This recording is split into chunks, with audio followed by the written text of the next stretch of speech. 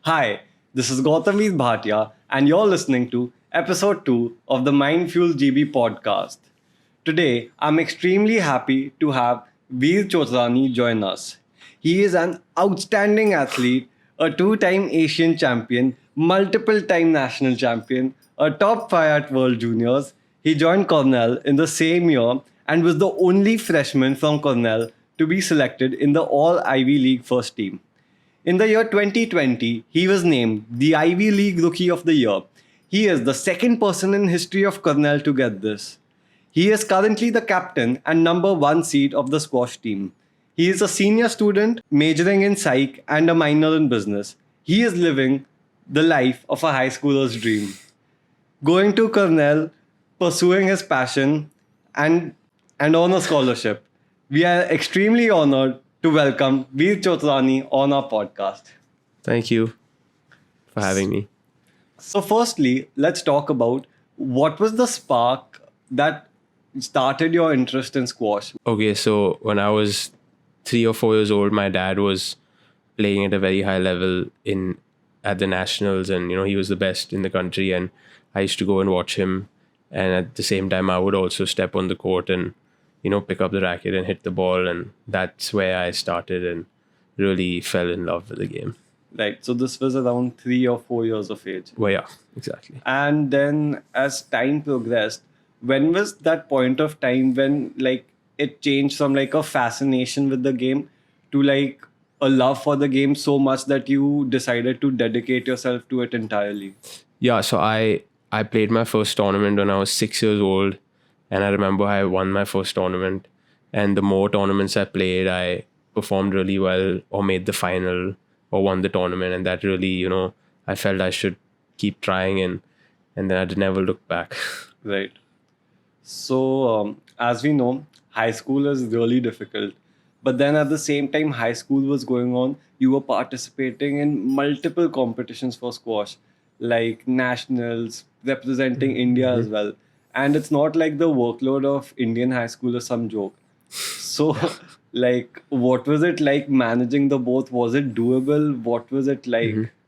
Like you, I was also in Jamnabai, and from literally nursery till standard 12, and everyone in Jamnabai was extremely supportive, including all my classmates, my teachers, and so I used to basically take permission from Zeenat Miss, who used to be the principal, and I would either come to school a little late or leave school early so I can practice and study at the same time. And I was able to manage both and did decent in my exams and got a decent grade, so I was happy. And yeah, it was challenging, but it was all the support of course, the family and parents, sister, and all the teachers really supported me and helped me whenever I needed them. So, talking from the perspective of a young athlete like yourself, who's maybe in high school, who maybe is struggling with the load of schoolwork. Yeah. So, what would be your advice on how you did it? I would say that if you're struggling with, say, schoolwork, try to make a few friends in class who can, help you outside of school. So I had one of my very close friends who used to be in literally all my classes. Right. And he used to send me notes, or if I didn't understand something, he used to explain it to me. So I would say go and find friends like those, or just explain it to your teacher, or ask her can you give me some extra time after school to make me understand something I don't understand. You just have to find a way like that, and make sure you follow a good timetable in terms of when you need to do your homework or study for exams. And if also, I sacrificed my training sometimes, because if I had a lot of studies, I would take a break. But you just have to make sure you manage it with school and your sport. So, sacrificing between studies and sacrificing between training, it was a common theme throughout your, say, high school years? I did it from... It was either or, right? Was it hard to do both? I mean, initially it was hard when I was in the 6th or 7th standard, because it was something new, right? And then as I grew older, in the 9th, 10th, 11th, 12th, I got used to it, and I was able to do it well, and it all worked out really well in the end. So, what was the transition like between the Indian education system and then going to America? And especially the fact that you're from an Indian board, you did ICSE and then you did ISC. So how big was the jump, and like, what are like the changes and like, the nuances of the teaching style or just the way everything works? So I think ICSE and ISC was, for me, was definitely harder, honestly, because there was so much material. Like, you just finished, and so much material. You had like 20 chapters, and Right. everything was written. Exams were written. You had to write long answers, and yeah. so much material to think. Keywords. Exactly. Yeah. Definitions, and Yeah. it was just like too much, honestly. And then going there, also in ICSE and ISC, everything was written, right? Yeah. All your exams were written. Yeah. And 3 hours long, and but there it was just different. I did everything on my laptop. I have, of course, like, you take notes when you're in class, but everything was done on a laptop. And luckily, I had so many classes. I'm so happy that I was able to do those kind of classes where you didn't have any exams. You just had submissions. You can do it from home. Yeah. Submit it. Done. Class is done. Yeah. You get your final grade. Yeah. And there are so many classes where you had exams, but you could take it from anywhere. You could take it from home. You could take it online. It was just really convenient. So does that mean open book? Exactly. Yeah. It was very convenient. Yeah. So I think that's common in a lot of schools in America. That's just the way they teach. And every difference was, you just do everything. I use my laptop everywhere. ICSE and ISC, you didn't. Unless you're an IB. IB is, if you want to, like, IB in America, studying is literally, it's like a preparation. Yeah. So I know you're going to IB as well. Yeah. So I think it'll be a good start, just to understand how. Yeah.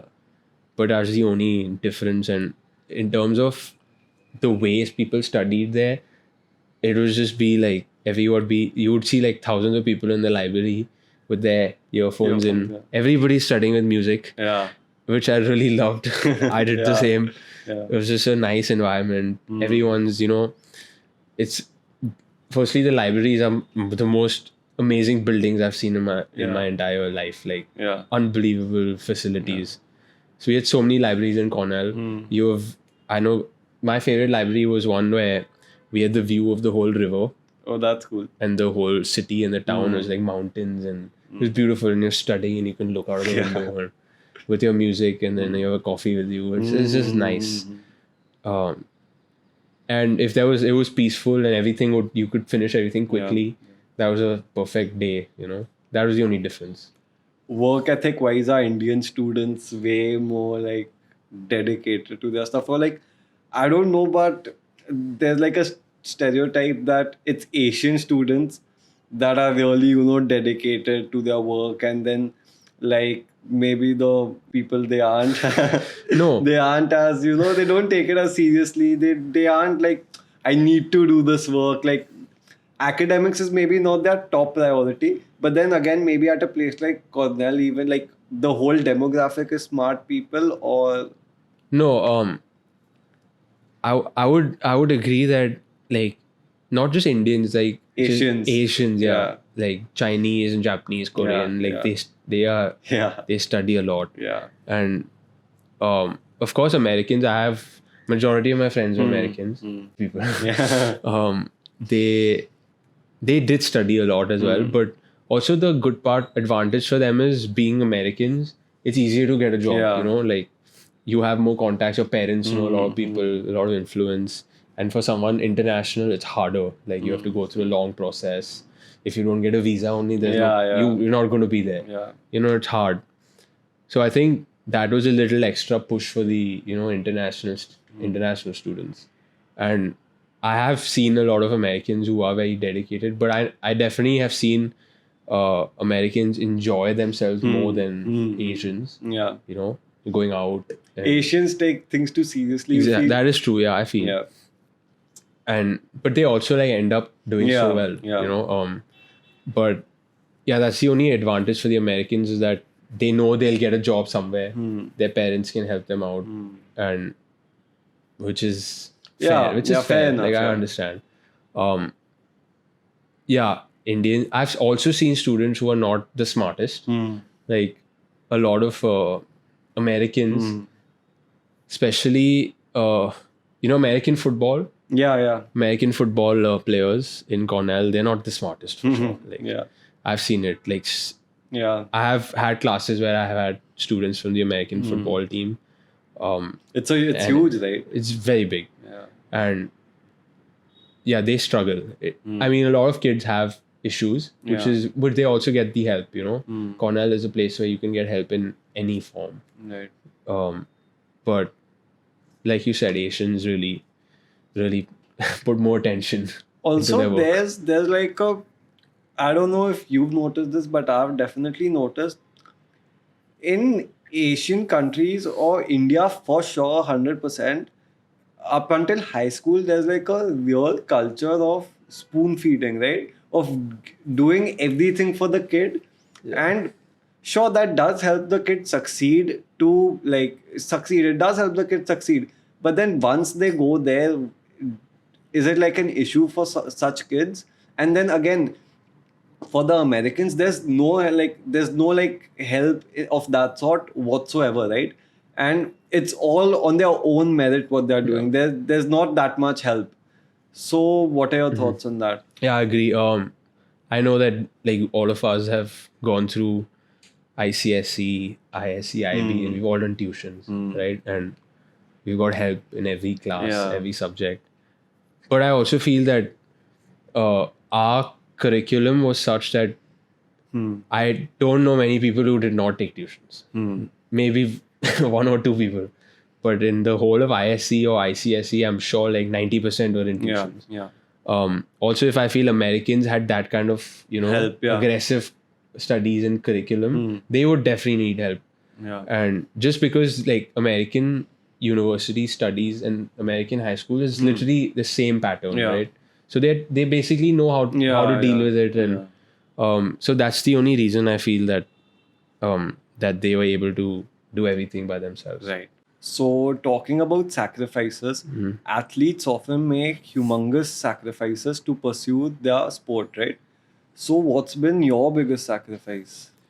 I think more than me, my family sacrificed a lot by just like, traveling with me everywhere, and literally they lived a life where it could help me, like supporting me throughout. And what I sacrifice is what I would say that going away from home to America in 2019 was not say a sacrifice because I was going for myself, but like just being far away from home and doing everything just because I knew if I wanted to do something in my sport, I wouldn't like be in India and do it because it's not really the best idea. And so that I think that was my sacrifice of just leaving India and just going there, and it's just been amazing since I've been there. So as you mentioned, you moved to the US because you have a lot more opportunities over there, right? Yeah. So what are your thoughts on the role the government of a country plays or the administration plays that that helps sports or sports people grow? And is it like quite a large chunk of support that's given by the government which helps students and athletes, or what's your take on that? I agree. I agree that the government plays a huge role in supporting the athletes of the country. Right. Unfortunately, squash is not that sport that is in the limelight, and it's not, of course, like a cricket or hockey or badminton. It's growing, but it's not recognized everywhere. And I know like there's a lot of dirty politics as well, like a lot of corruption for sport as well in the government, and it's I understand where they come from and what they think, but I just hope that sport like squash gets more recognition because it deserves it. And in terms of comparison with America, I would say that US squash has just become a huge deal now. Right. I know there's a project in Los Angeles. It's trying to get squash in the Olympics, which is Right. a huge deal. And just squash in US has grown so much in the last couple of years, and I think just being there to see how it's growing and the opportunities it's giving, a lot of international players have gone to the US from their country because of the opportunities. And yeah, it's just I would do the same.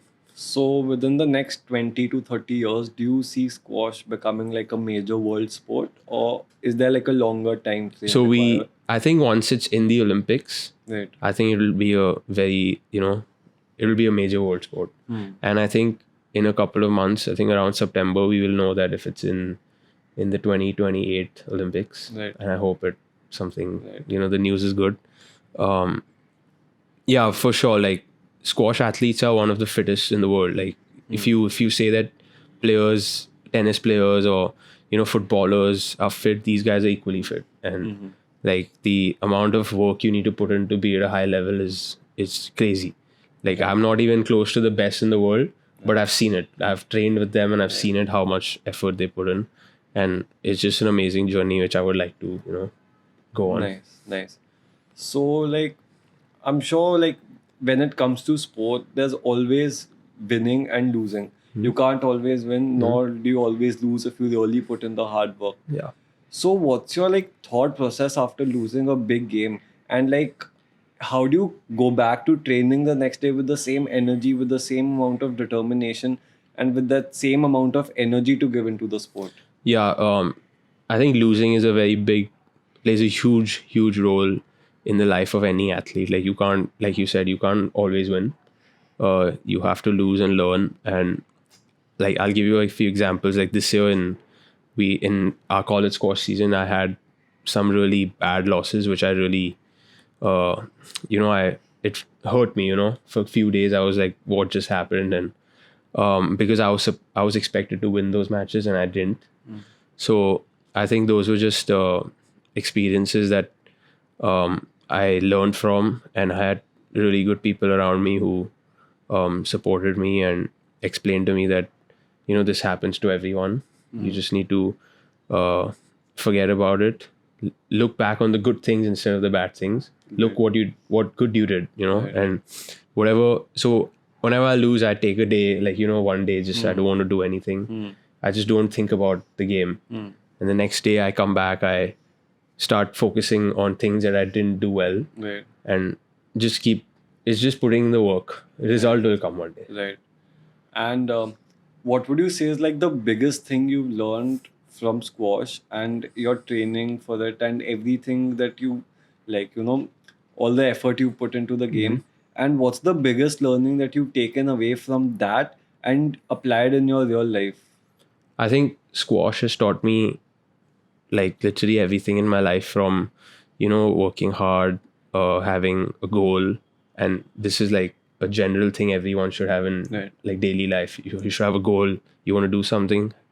To achieve the goal, you have to work hard. Then sportsman spirit, respect towards your compatriots and your teammates, brotherhood as a team.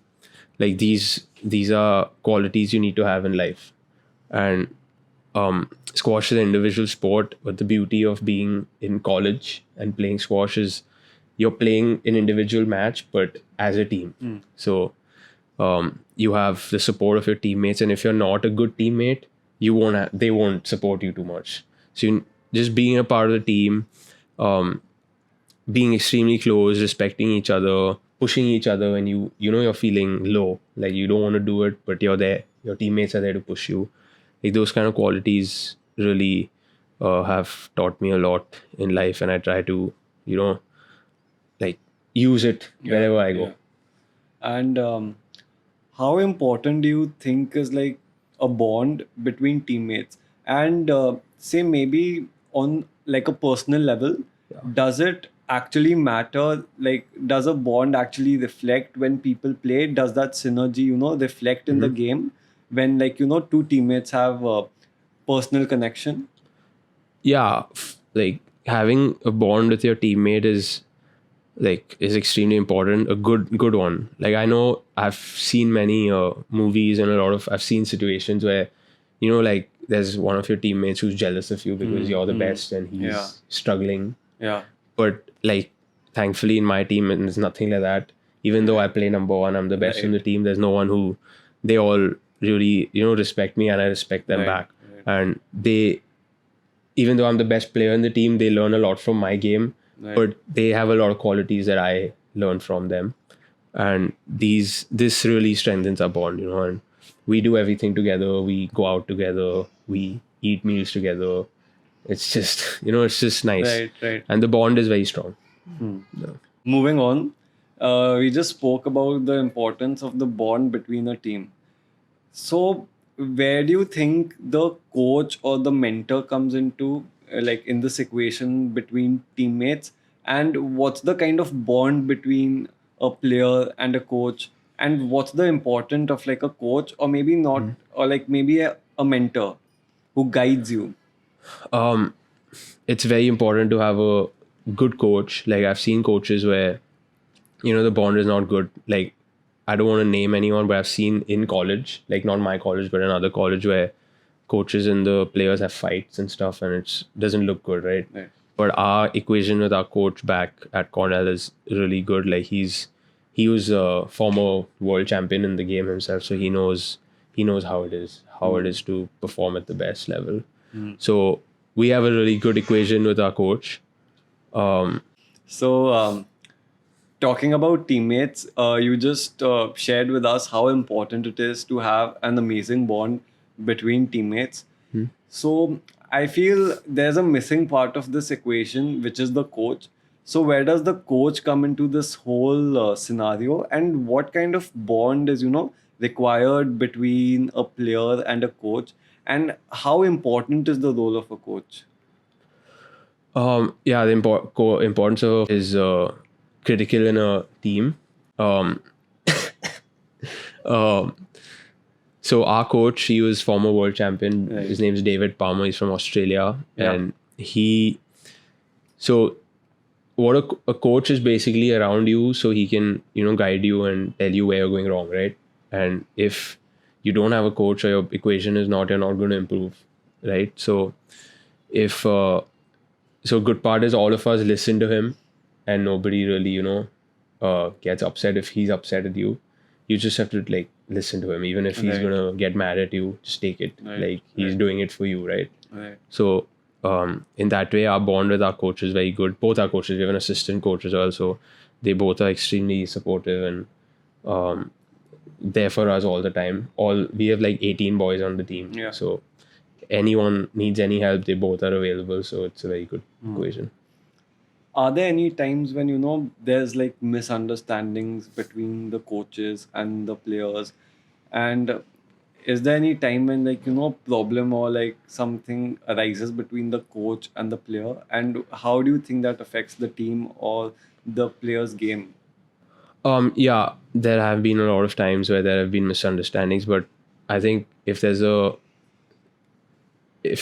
anyone on the team is wrong, or if the coach, we feel the coach is wrong, right? We just decide to like have a team chat with him. Yeah, so I was saying that there have been a lot of misunderstandings. Not a lot, but it's normal. Like I think any team there are. And what I said was, we just like, if we agree with the coach or he disagrees with us or we disagree with him, we just decide to like, sit down and chat and clear it out. And it's all fine. Like we're not fighting. It's just like, it's normal once we chat it out, So, shifting gears a bit, I was seeing like an interview of Novak Djokovic, and he says that when he's playing, he gets into like a flow state, and he's not really thinking about what's happening; it's just happening. And when this happens, it's like kind of magical. So, has this ever happened with you? Have you experienced something similar? And like, what goes through your head when you play? Like, are you thinking anything, or it just happens? No, when I'm playing, like you said, Novak, he's of course a legend in sport. Yeah. And yeah, like you said, he said that it just it flows. It's a flow when he's playing well, and it just happens. Yeah. So that means he's having a very good day, right? And everything's working. I don't think in my small career I have ever had a day where everything's working. There's something that is, off. Yeah. I hope that day comes when everything works and I can easily win. But no, when you're competing, you have to always be mentally and physically ready to compete and go the distance if it's needed, and be mentally strong enough to dig deep and win the match. And I think in my game, I always have a plan, so I always think about what I have to do. So you have to research your opponent, what he's weak at, just make a plan, try to execute it well. And if it works, it works. If it doesn't work, you need to have another plan. And if that also doesn't work, your opponent's better than you that day, you accept it, But like Novak said, I've, even in squash, like the top players I've seen where once or twice, one of the guys is like, everything's working, he's moving extremely well, all his shots are going in. It's just phenomenal to watch. Yeah. But I think it's all, but also a lot of people don't understand that if those kind of days happen, and say you're like you won the first 2 games or first 2 sets, you have one more set to go and you're playing phenomenally, and people tend to relax and they feel that okay, everything's working, I'm destroying him, Right. I'm going to win easily. But then they tend to relax and they become passive, their plan only changes and the result just turns around out of nowhere. That's happened with me many times, So I think just trying to focus throughout the whole match is the most important thing, and just trying to execute it from the first point till and it's like match point. Just like being focused till the end. Right. And as a psychology major, what are some things that you've learned in the classroom about the way your brain works? And how has that helped you on court? And would you agree that in the most critical points of a game, or when it's like do it like a do or die point of time in the game, would you agree that it's the mental strength or the mental state of a person that's more important, because it allows a player to go to their full potential, or would you disagree? No, I absolutely agree. It is the mental state that decides the match. If it's like 2 sets all and it's like say it's deuce, it's 2 points for you and me. Right. If whoever wins the next 2 wins the match. It is the mental state. Both of you are equally tired, like breaking down physically. It's all comes down to who wants it more and who wants to give it their last, like energy that's left in the tank, who wants to finish it off. And speaking about psych, it's psych is basically it's all about to do with the brain, and I think being calm is the most important at the crucial points in any match. If you're losing, like I'll give you an example, like a couple of months ago I was playing the Harvard's number 1 and it was 2 sets all, and usually the game in squash is 11 points, and it was 2 all. It's last decider. I was down 3-7, Right. and he needed 4 points. I need 8 points. I managed to win the match from there because I didn't react. I was just calm, relaxed. I was like, also you tend to have no pressure, right? He has the pressure because if like I was 3-7 down, say you get 2 points, 5-7, he starts to, feel it, that this guy's coming back. He's not going anywhere. And that's what exactly happened. I didn't react. I was not screaming, not looking at my coaches, like what is happening, just like focusing. And that really helped me get through, because I got into my opponent's head, because I didn't show that I'm like, exhausted. I'm like showing him that I'm fresh. I will still go. So that really helped. So mental state is the most crucial element in the end of any sport, honestly. How big a part do you think like mind games play in squash? Because there are lots of sports where mind games play like a huge part, right? So how big do you think? Honestly, I've never experienced that. like in cricket, sledging, which is a big issue. Like I've seen it tons of times in a cricket match. But in squash, it's individual sport. It's not, even in tennis, you've rarely seen anyone like, like your opponent like trying to chirp you or something. Like, no, it's never happened. It can come from outside. Say, like I've seen it in college and college squash that say Cornell player is playing, say, like say Princeton or someone, and a Princeton like supporter is trying to say like something about you. Yeah. You just don't have to listen to it. It happened to me once. Yeah. I was playing against Dartmouth and I was destroying the opponent, but the guy from out, some supporter, was just talking anything about me and screaming. But you just have to listen to it and let it go. Yeah. But usually in the court, it's never the case. I've never experienced that. And so far, what's been like the biggest and like the best moment in your squash like journey? I would say in 2019, before joining in Cornell, I won Asians, the Asian Junior Individuals under 19. That was the biggest win in a long time because I wasn't performing at my potential 2 years before that. I had a 2 years like time period where not everything was working. I was having some bad losses. I wasn't feeling good about my game, and that one like a big breakthrough, Right. I worked extremely hard before that event, and I was not expected to win. I was not expected to win that, and I managed to come back and beat like 4 players who were seated above me, and that was the best win for sure. Moving on, let's talk about your whole college journey. So, what was your first Ivy League acceptance like when you like scrolled or when you pressed the button and you saw accepted? What was it like? Like, what were your feelings? What were your emotions? What was going through your head? And was it expected? Okay, so it's different for like athletes because we get recruited, right? Right. So I didn't really do like the application like a normal student would do. I had to go through like speaking to coaches. Our first step was to email coaches, all the schools you're interested in. So I emailed all the Ivies, all the coaches of the Ivies. Right. And the first one who gotten back to me was the Penn coach. He called me and he said, we're interested in you and stuff. And Harvard replied to me, they wanted me. And then, but like I always wanted to pursue, right, the game after college. So my dad always wanted me to go to someone who's been a player before and, and knows what is happening and knows what you need to perform at the highest level. And Cornell's head coach, like I said, David Palmer from Australia, he was a world champion, best player in the world. He knows what it is. And I was fortunate enough that, he came to Delhi one day from America. He was here and me and my dad, we flew down to Delhi and met him.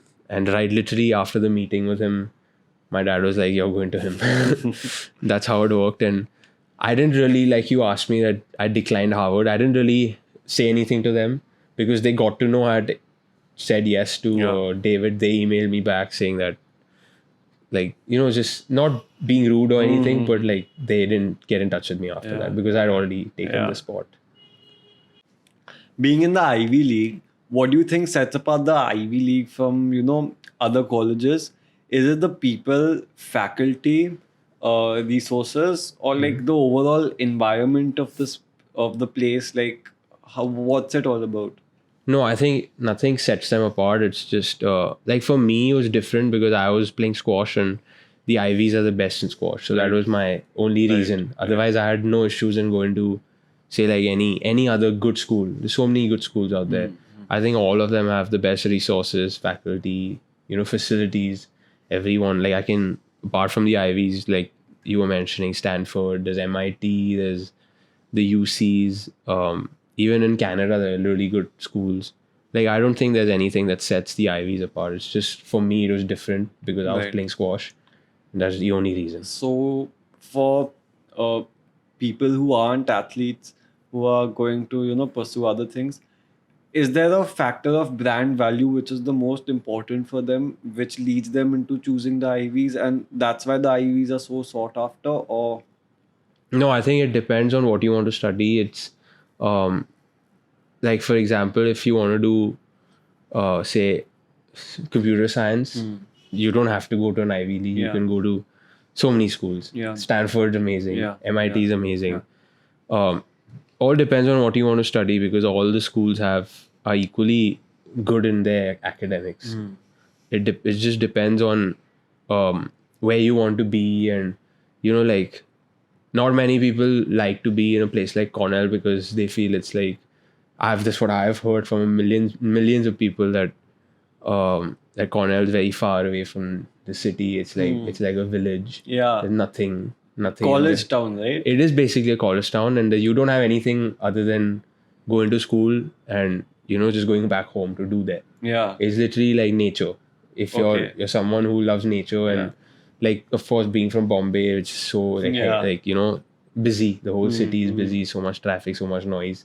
There's nothing there. It's like so it all depends on that as well, where you want to be, like where you want to study, which city, and of course what you want to study, and you got to look up and research about Right.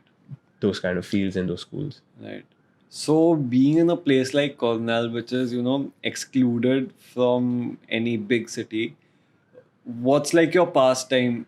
When you're free, what's it you do? Because when you're in big cities, like people go out to, to restaurants, they eat nice food, maybe a concert, or, there are lots of things happening. Yeah. But in a place like Cornell, where there is maybe, I'm guessing there isn't that much happening. What do you all do?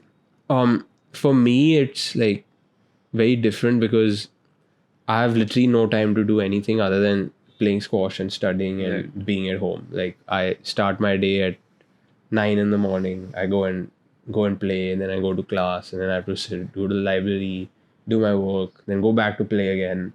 By the time I come home at 7 in the night, so it's, you get dinner, then it's like days tired, over, days over. And if you have time, I go and hang out with. I have 18 boys and 16 girls on my squash team, so I know like 35 people who are sitting. If they're free, we have a group chat. We just text each other. We go and hang out. It's just like sitting and chatting. That's how we. And if we have like special like occasions, we go out. We go party. It's basically like that only. So, and you talk about concerts, like we don't really need it. I don't think we need it there. It's just Cornell has just got its own beauty. Like the whole city it's a small town. It's called Ithaca. It's just like beautiful. You go hang out at the waterfalls. You go swim there. It's just really nice. So would it be safe to say that Cornell students or like Ivy League students have fun as well? Because there's like a myth, these are like the most studious of studious kids, and there's only studying happening. There's like no fun, and like not at all. That's not true. Right. Like, I have been to all the Ivy League schools because we go to play, right? So I've seen.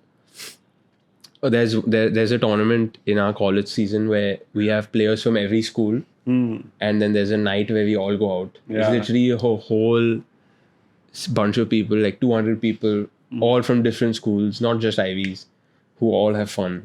You can't not have fun when you're studying in America, like unless you're like a nerd or something. So no, I have a lot of fun when I have nothing to do. We go out. We enjoy ourselves, and there are sororities and fraternities that students join if you're not an athlete. There's so many places that you can explore and just join. So many different there are so many business frats where you can learn and like about the business world, and it's like, then there are so many other clubs that you can join. There's nothing that it's quite fun. There's so many things you can do. So what are your future plans like in terms of squash as well as in general? So I always wanted to do something in sport. Like, not has to be squash, but hopefully it is squash, but I always wanted to do something based in sport. So I think once I finished Cornell, I want to play professionally for a few years and try it out. I'm already started. I'm like 156 in the world right now. So I just want to try to push as much as I can. And now I am on a break from now till Jan. So I only have half a year left to graduate. Yeah. So I'm taking a break for 6 months and then I'll finish my last semester in the spring next year. Yeah. So I'm going back in a month and I'll be just training. Because of performing at a very high level and being like, one of the best in college, I'm very grateful to get a lot of opportunities from a lot of different clubs, and because they followed me. And college squash is a very big thing in America.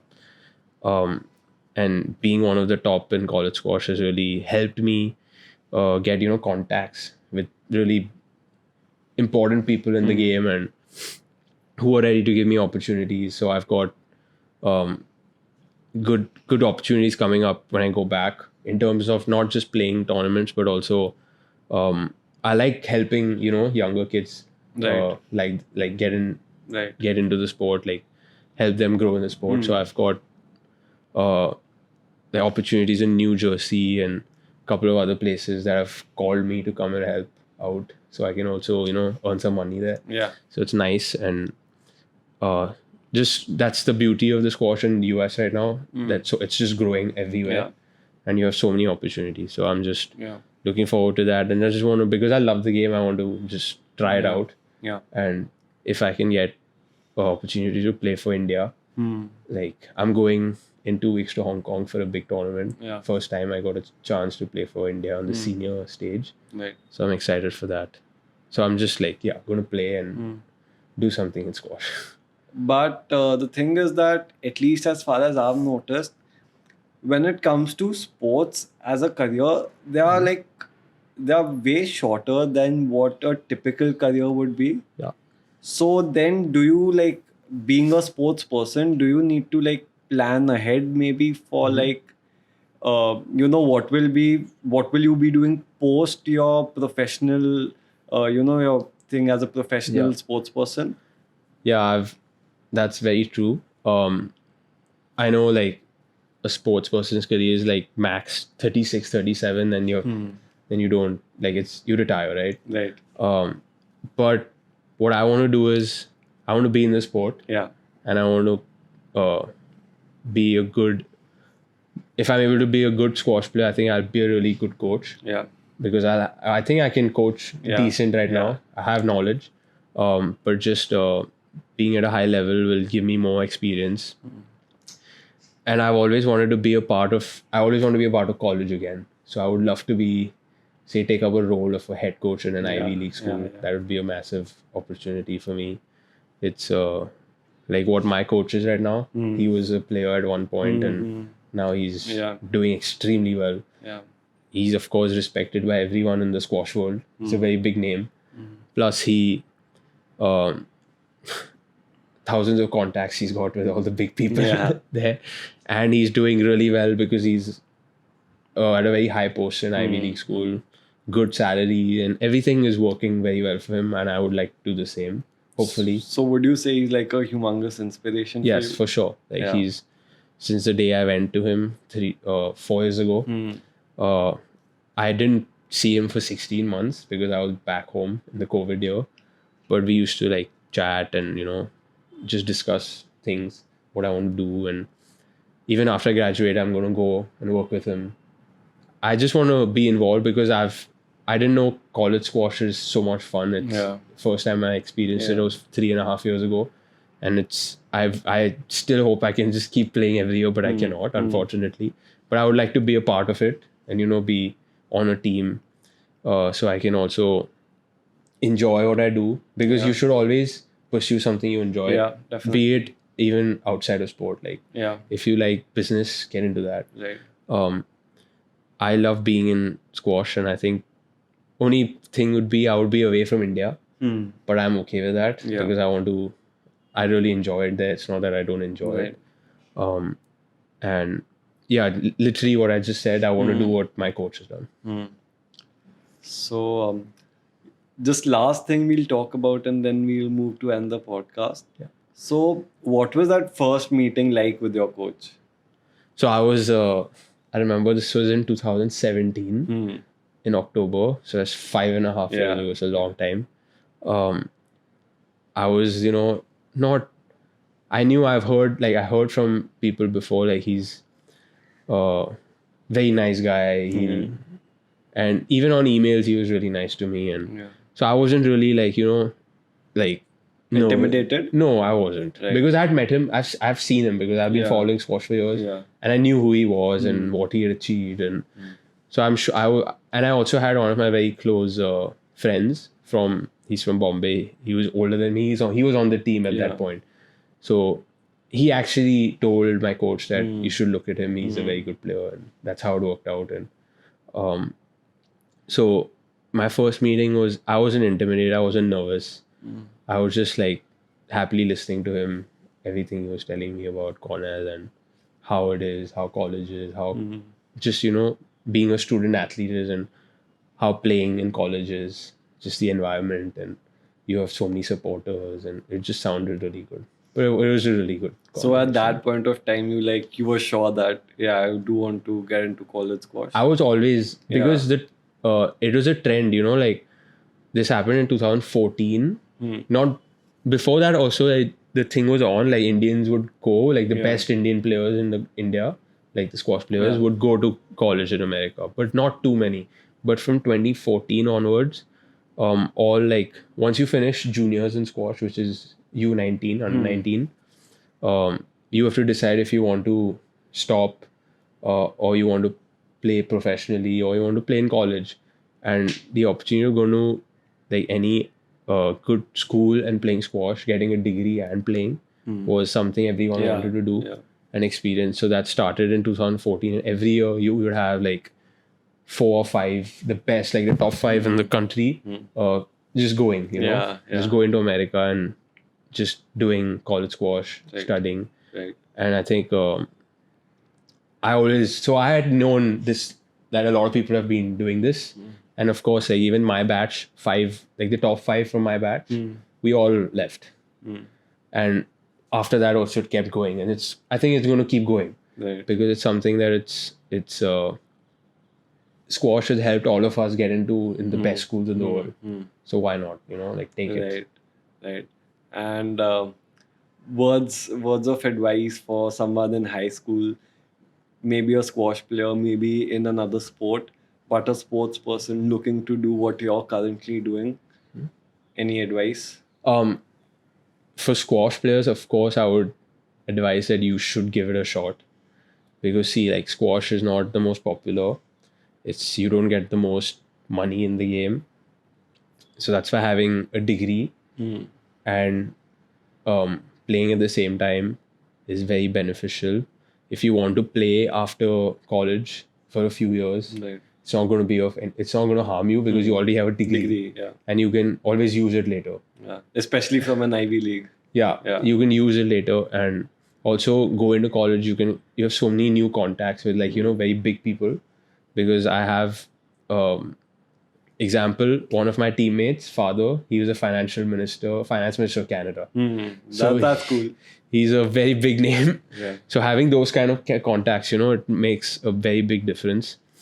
And for those who are not sportsmen, who want to go or any other sport, basically, I think it depends on how your sport is. Like, for example, if you want to say like badminton, I would not, advise you to go out. If you want to play professionally, India is one of the best.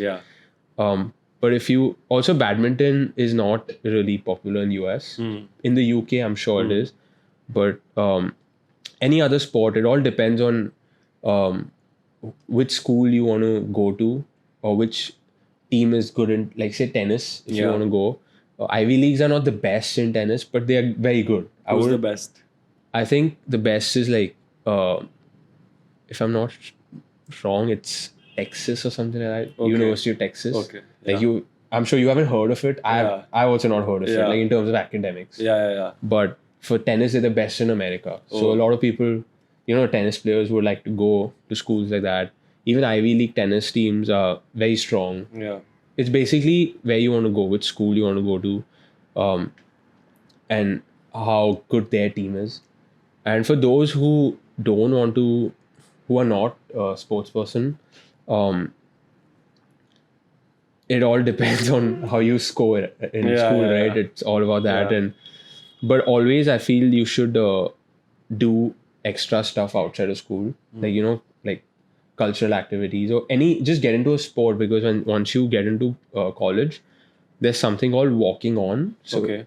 a lot of, I have two teammates in my team who were not recruited. They got into Cornell with their own own merits. Oh, like academically. Academically, they Yeah. got into the school. Yeah. And because they were playing squash, they played tournaments, but not at the best. Yeah. They're not the best. Yeah. They're trying to get better. Yeah. But they meet up with the coach. Then the coach looks at them. He calls them to see how you're playing and how your work ethic is. How just to monitor you, how you are, and would you fit in well.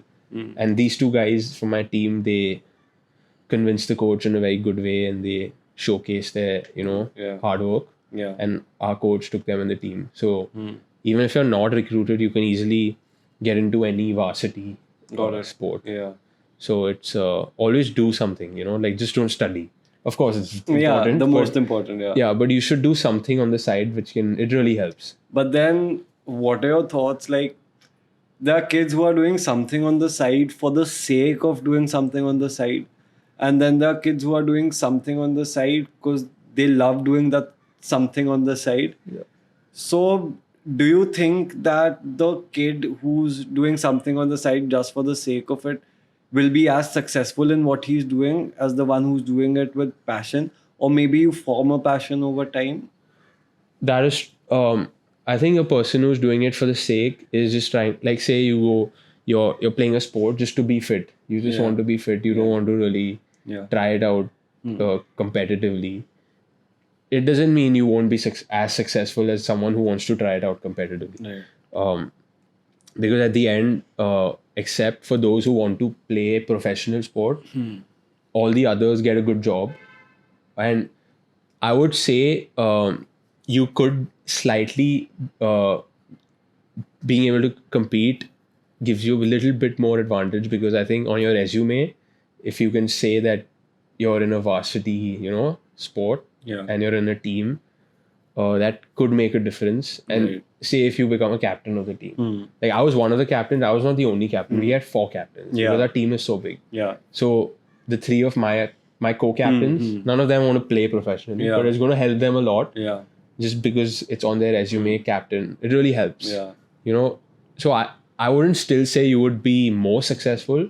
There could be a slight chance because having that on your resume helps. Right. But if you're exceptional in your own way, like Right. in studies and your grades, and if you're able to, convince and pursue the interviewer, like, see, I have all these qualities, I can do well in your company. Right. I mean, there's no reason that he won't take you.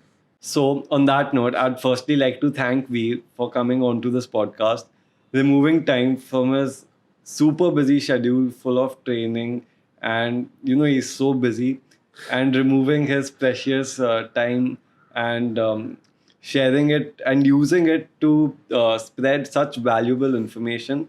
And I'm sure that all of you guys, all the listeners and all the viewers have surely had an amazing experience. And I'm sure you'll have had a lot to learn from Veer, from his personal experiences.